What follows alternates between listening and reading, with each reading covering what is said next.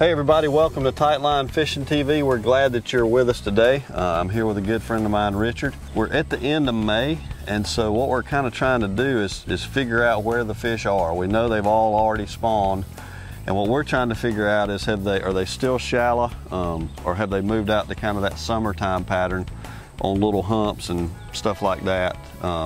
It was bluebird skies as soon as we pulled up, but some clouds are rolling in. What we were hoping was they'd be on the structure and on the cover on the drop, and we're going to fish in bottom bumping baits like jigs and creature baits, and we'll explain to you a little bit about what those are. But that's what we're going to try to start with, but we're going to kind of go with the weather, see what it lets us do.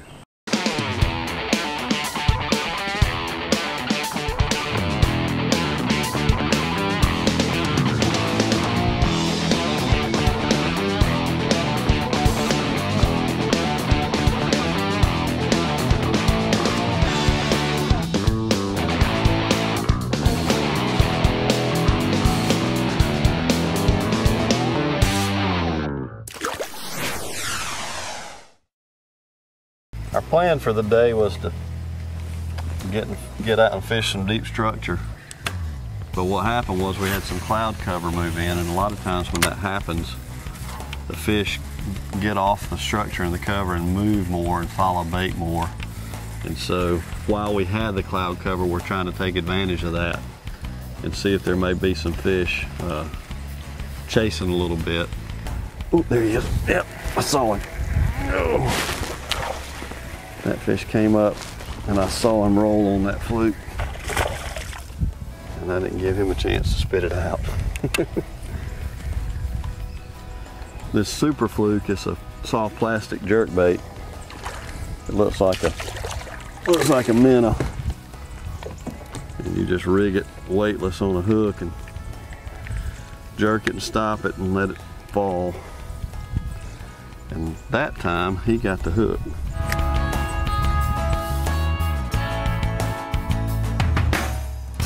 Told them maybe I ought to throw a lizard in first cast.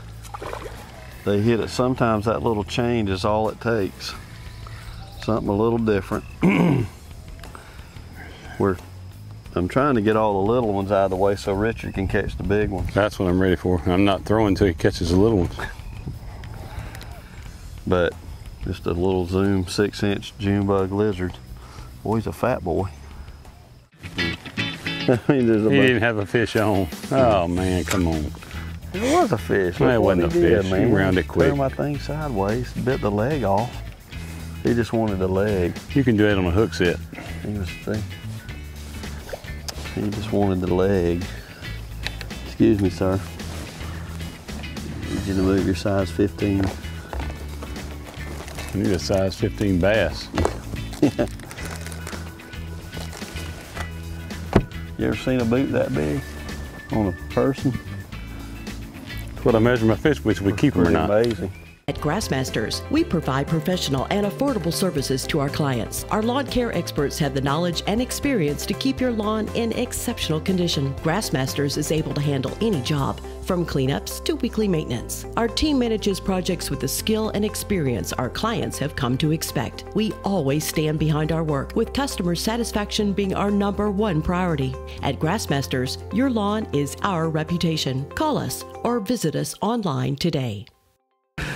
Wow. So now what we're doing is fishing for bait. I tell you what, that may tell us something though. That little fish, the fish are hitting really funny, and I told them maybe we need to change colors. And I did, and I got a bite, but he bit it the same way. But when I started reeling that in, he got real aggressive on it. So we'll see if that tells us something, if we may just start throwing something that moves a little bit more. Another big one, man. We are in the big ones today. See how that one made bubbles?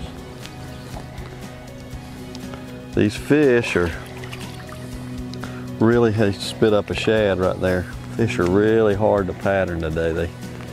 Particularly the better ones, we can't seem to find them. So on a May day like that, probably the best thing to do is just try to cover a lot of water kind of fast.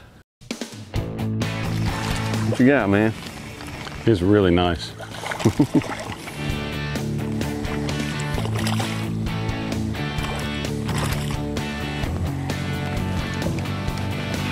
What did you start really throwing? Nice. So smoking blue zoom worm. So that's just a regular worm. What do you call it? Regular U-tail. U-tail. Yes, sir. Easy, boy. Hang on there. Yeah. Please stay on. Stay on the hook.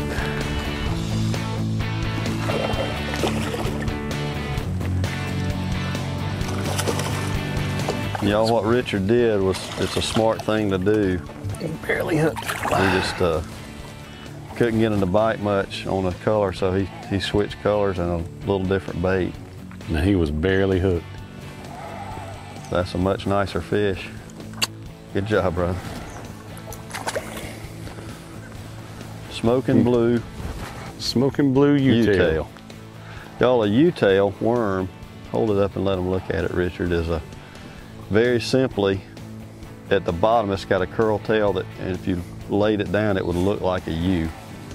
And he's just Texas rigging it. What size weight you using, Richard? I got 1/8 ounce weight on there. You want to make sure this thing is straight. Whatever you do, you don't want to bend. You don't want to have it like that because you want it straight. So here's the plan. I'm gonna clear out the little ones so Richard can catch the better ones. The fishing's picking up a little bit. We started the morning throwing June bug color, and it turns out they might want something a little bit lighter color. That's maybe why they weren't biting so good. Big one.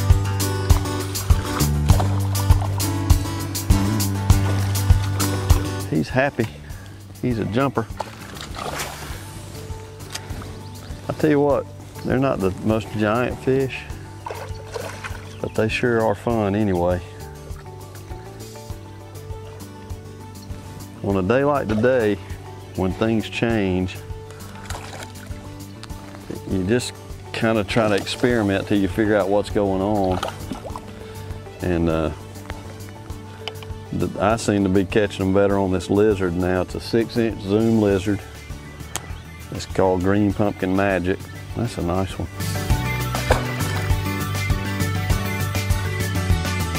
We got a double. I think mine might be a little bigger. I think it might be.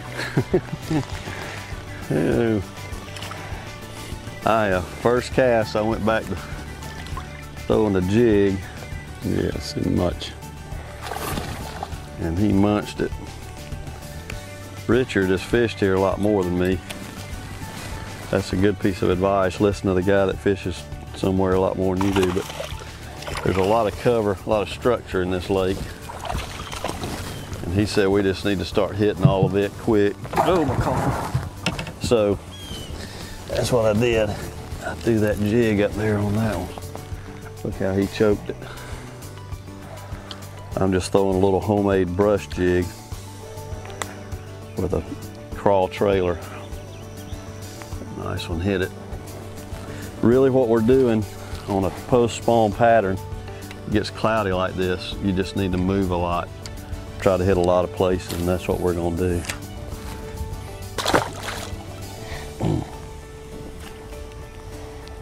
You spilled my coffee, man. You did? Mm-hmm. What you got there, man? I got a smallmouth. Largemouth, small body bass. He's excited though. He's excited. They will jump at this lake.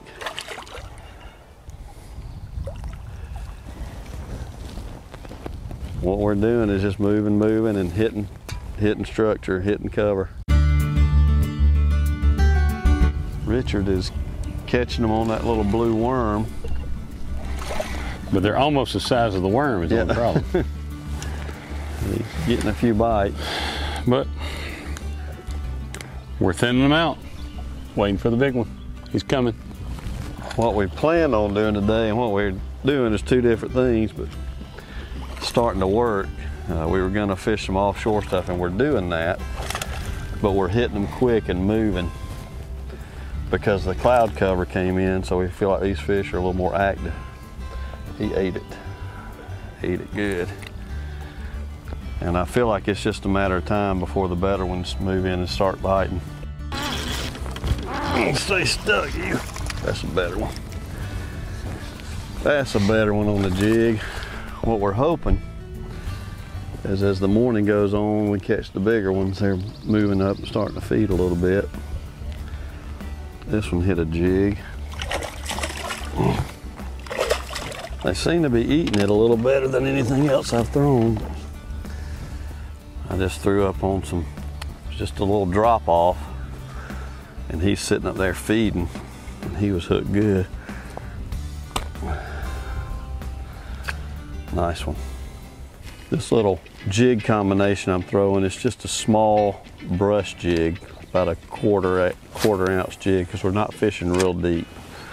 And people ask me that all the time about weights. What size weight are you throwing? What size head? And my general rule is throw the lightest one you can get away with. So I'm going to be throwing something today in this 3 foot to 10 foot range that's about a quarter ounce. And this little crawl imitation I'm throwing, it's a Zoom speed crawl. I'm going to show you how to rig it. I do actually bite about a 1/4 inch off the head. And then I'm going to, it's got ribs, and that's actually the upside of it, so you want it to ride like that. So I'm going to start out upside down with it. And you come about halfway around the hook. It's a little different than a Texas rig. One important thing is you want to make sure it comes out of the middle of it so that that thing runs straight. And then once I'm about halfway around the hook, almost to where it comes back into the bait, I'm going to push it over, and this little jig, most of them that are good jigs are going to have a little bait holder on there that holds it on. And I'm going to push that thing up over just as far over it as I can get. And you want those claws hanging just under the end of the skirt. And that's a, you know, it's a beautiful crawfish imitation, but it also is kind of the same color as brim, so it can imitate either one of those baits.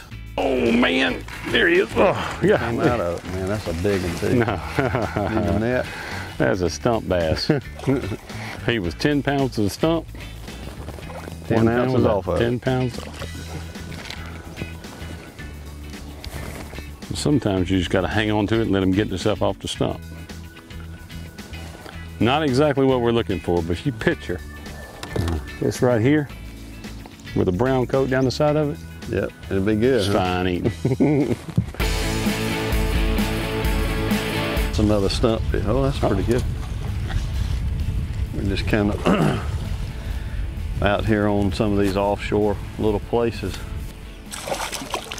Doesn't really seem to matter what you throw. I'm throwing a jig. More when they're eating it good. And Richard's throwing a U-tail. We both seem to be getting about the same number of bites.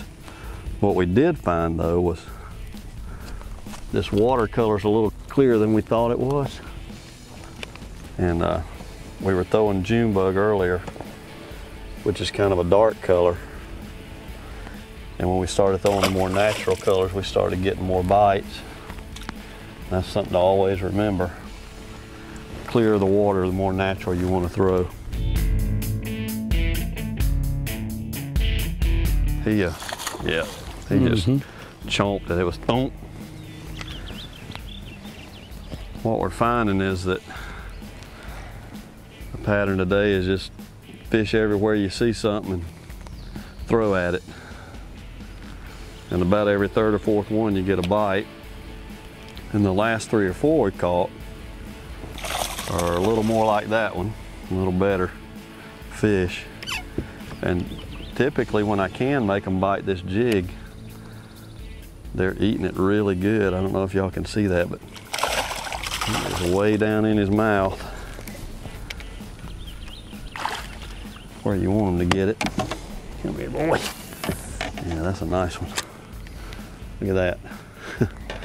This little homemade brush jig with a crawl trailer. And they either think it's a brim or a crawfish.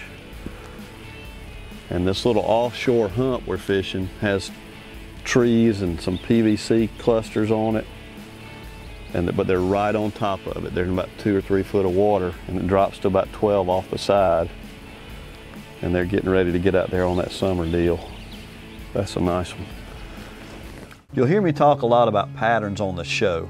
And our pattern today was sitting in about 10 or 11 foot of water, fishing humps.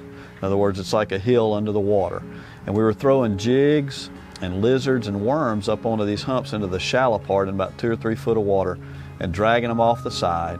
And these fish were somewhere between that 2 to 6 foot range on the side of those humps. And so what we did, once we caught 2 or 3 fish like that, we tried to duplicate that over and over again. We call that a pattern in fishing. And in fishing, you try to find that on a lake, whether I'm sitting throwing on humps or whether I'm fishing docks in 8 or 10 foot of water. I want to find a way where I can catch fish the same way on different parts of the lake. I was in a tournament one time actually where I had a pattern where if I found a blue heron bird standing on the bank, I'd catch a fish. So I just went looking for blue heron birds and I was catching fish like crazy. The bad part of that pattern was on the day of the tournament, I only found one bird and I only caught one fish. That's the way patterns go. You know, our lives are a lot like that too. There are certain patterns of things in our lives, things that we do over and over again, and sometimes those things are good and sometimes those things are bad. You know, we do have a bad pattern in our life that the Bible calls sin. And we all do it. Romans 3:23 says that all have sinned. Every one of us has sinned and fallen short of the glory of God. It's not things that we really want to do, but we do. And so the only way to break that pattern of sin, of doing things that we want to do and don't want to do in our lives, is to have a relationship with Jesus Christ. And the way that you do that is to ask Him to come in your life. The same book in Romans chapter 10 verse 9, it says, if you confess with your mouth Jesus is Lord and believe in your heart God raised Him from the dead, you'll be saved. And that's how you can break that pattern of sin in your life, is to invite Him into your life and have a relationship with Him. And when you do that, He gives us what we call abundant life. It's a life filled with peace and joy and hope, instead of a life filled with worry and concern and guilt. And so if you'd like to have that today, it's just as simple as confessing that you're a sinner, asking Jesus to come and live in your heart, and ask Him to be Lord of your life. And that's the kind of pattern that you want in your life. Hey, thanks so much for listening today. Hey guys, what we do at Go Fish Ministries is share the gospel and encourage believers in their walk with Christ. We do this through a variety of events such as wild game dinners, kids camps, men's events, music events, or even if you or someone you know just needs a day on the water. Go Fish Ministries wants to point you toward Jesus and help you know Him better. Contact us through our website. We'd love to serve you any way we can. God bless you and go fish. We got lips and fins. Yeah. Oh, they come off or you just threw your bait off? Well, that out. wasn't very nice. Richard had been throwing this blue worm. He switched up a little bit and put on a lizard. They seem to be hitting it pretty good. Yeah, they seem to be liking it. Where he caught that fish is where most of these fish have been. It's a hump that's about 2 foot on top, drops out to about 10 or 11 foot. And they seem to be right on top of it feeding. He's gonna have to get another lizard. When you're throwing a jig, it's a little different hook set than like a Texas rig worm. With a Texas rig worm, it's a little softer, a little more natural feeling, so fish will hold on to it a little bit longer. So you can give them a little bit longer before you set the hook. With a jig, you've got the skirt and the lead head and and mainly that brush guard that doesn't feel natural. So most of the time, if I'm throwing a jig and I feel that thump, I'm setting the hook right away. The mistake most people make with a jig is they let the fish hold it a little bit too long. Every once in a while they'll hit it and drop it, and you have to wait for them to pick it back up. But most of the time on that first thump, I'm reeling down and setting the hook on them. That's a little better one there too. They seem to be a little better on the jig today. I threw that lizard for a while, and the better fish seem to want this jig. Golly, if he'd have broke off, I thought he was 5 pounds, Richard. He's 1.5 pounds. He might be 2. Pull on his tail. Yeah. No, he might be 1 pound. He's one of those incredible shrinking bass. That's the first one I've caught on the outside of the mouth. Come on, buddy, let go of it. but they're healthy. They're really nice fish. That fish probably weighs 1.5 pounds. Hey, when you first started fishing, was it like your dad, or how did you get into fishing?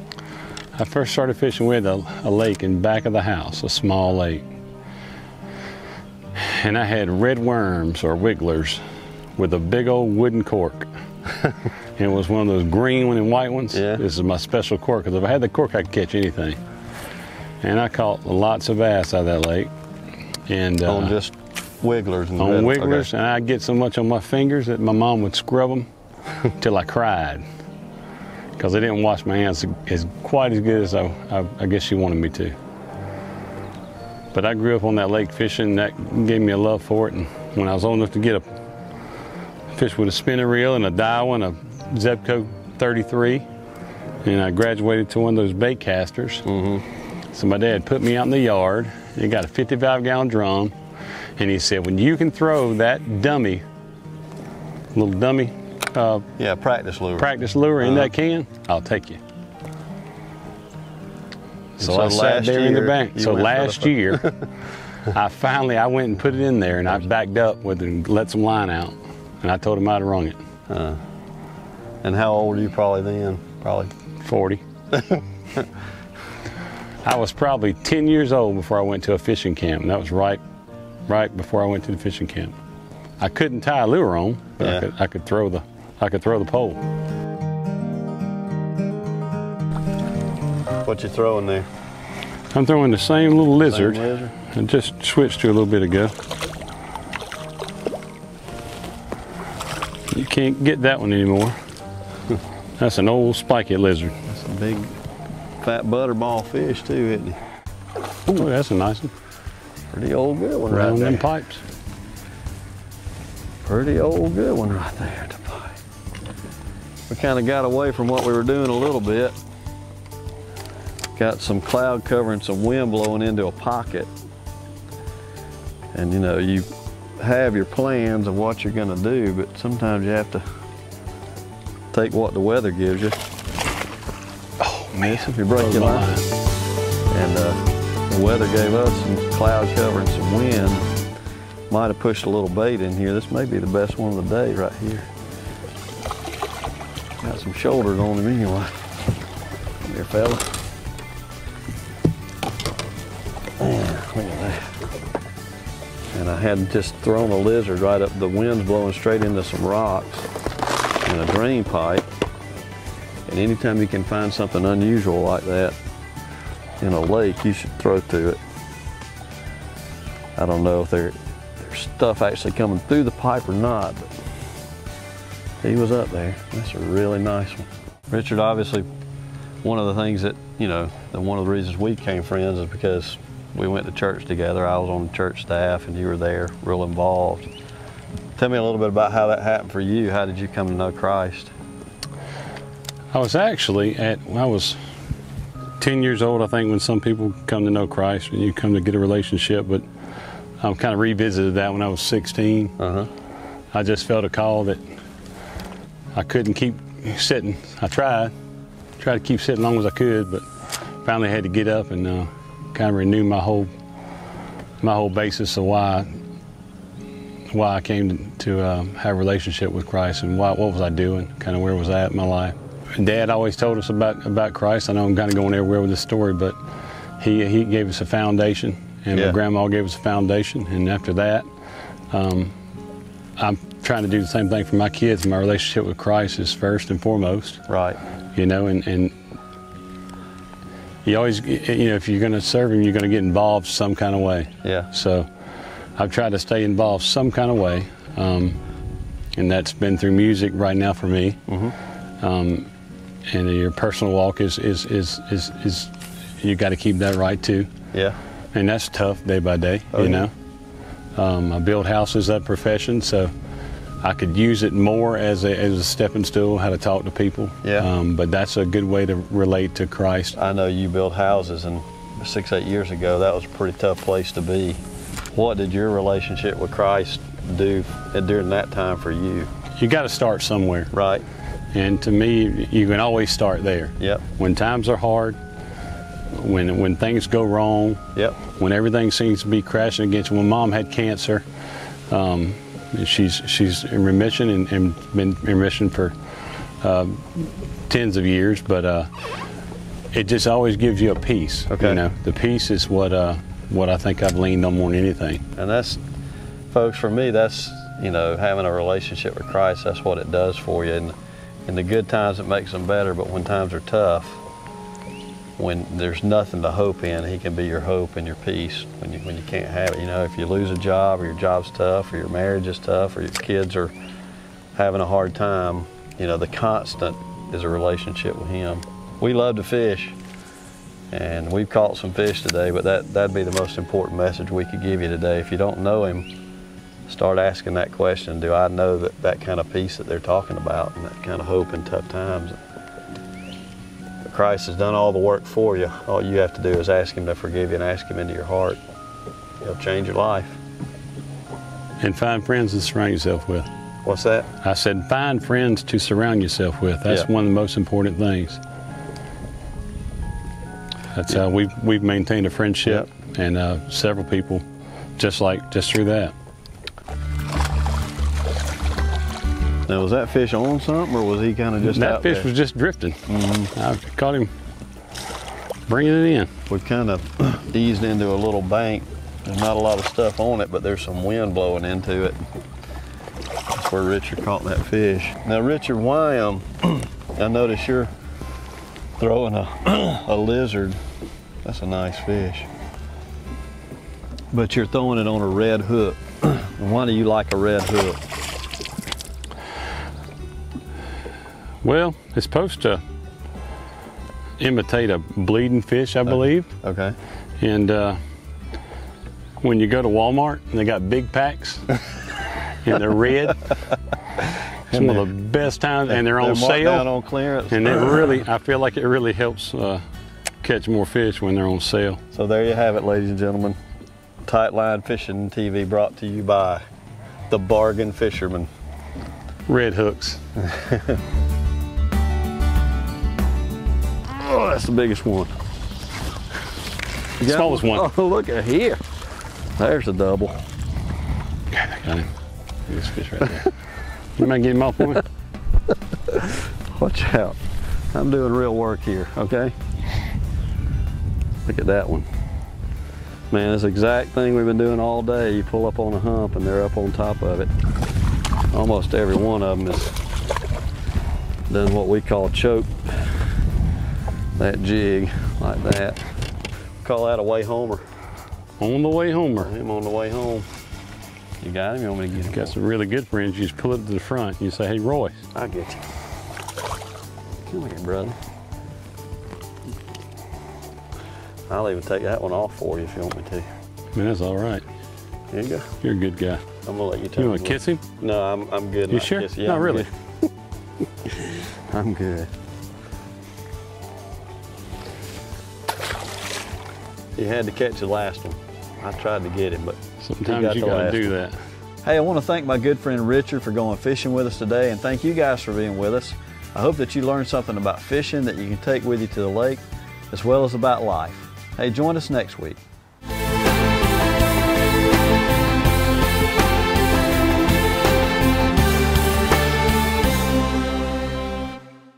At Grassmasters, we provide professional and affordable services to our clients. Our lawn care experts have the knowledge and experience to keep your lawn in exceptional condition. Grassmasters is able to handle any job, from cleanups to weekly maintenance. Our team manages projects with the skill and experience our clients have come to expect. We always stand behind our work, with customer satisfaction being our #1 priority. At Grassmasters, your lawn is our reputation. Call us or visit us online today.